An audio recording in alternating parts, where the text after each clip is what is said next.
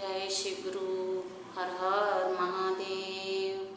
मैया गौरा पार्वती की जय। गौरी गणेश की जय।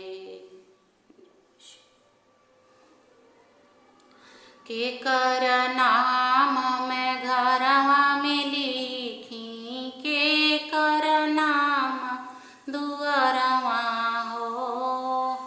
के कर नाम मैं घरवा में लिखी, के कर नाम दुअरवा। के कर नाम कोठरिया में लिखी, नित उठ करी दर्शनवा हो मनवा कौनो बहनवा ना। कि भजिला शिव गुरु के नमवा हो मनवा कौनो बहनवा ना। कि भजिला शिव गुरु के नमवा हो मनवा कौनो बहनवा ना। कौनो बहनवा ना हो मनवा कौनो बहनवा ना।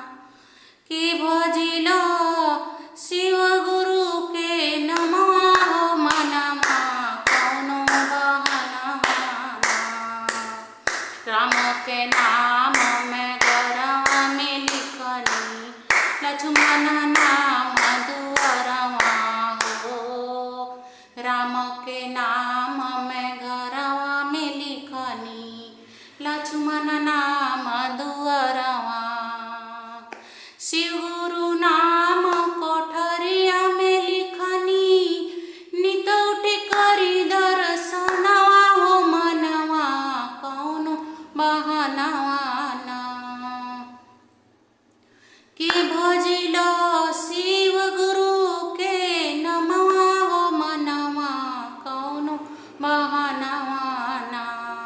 कि भजिला शिव गुरु के नमवा हो मनवा कौनो बहनवा ना। के कर नाम मैं घरवा में लिखली, के कर नाम दुअरवा हो। के कर नाम मैं घरवा में लिखनी, के कर नाम दुअरवा।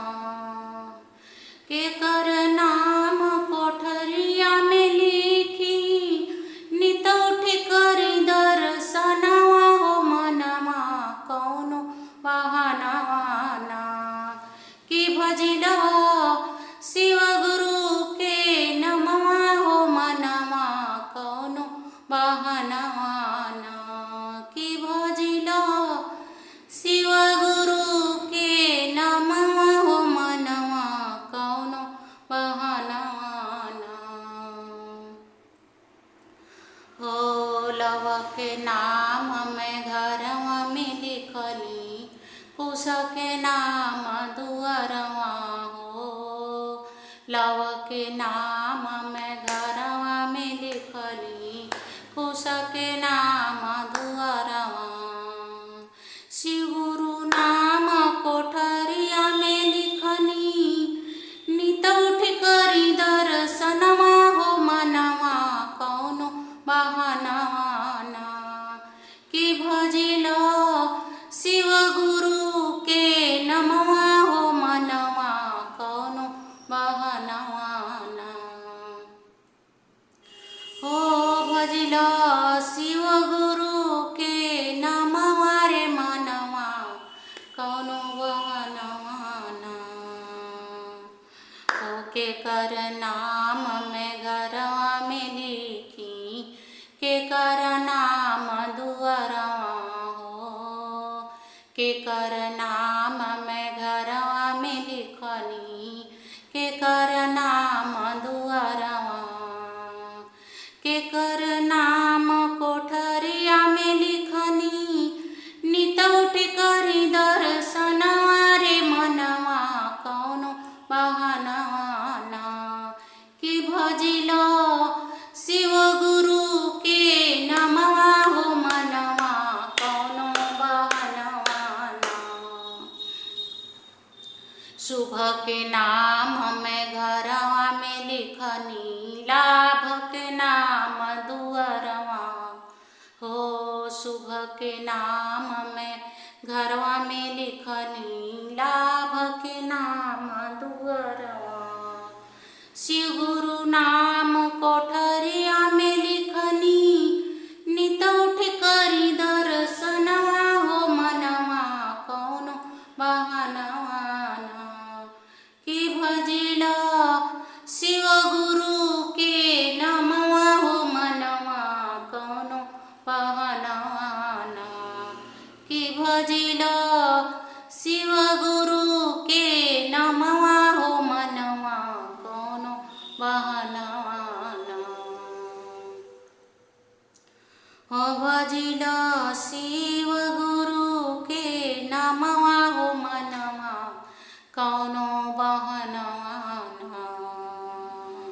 ब्रह्मा के नाम में घरवा में लिखनी, विष्णु के नाम दुअरवा हो।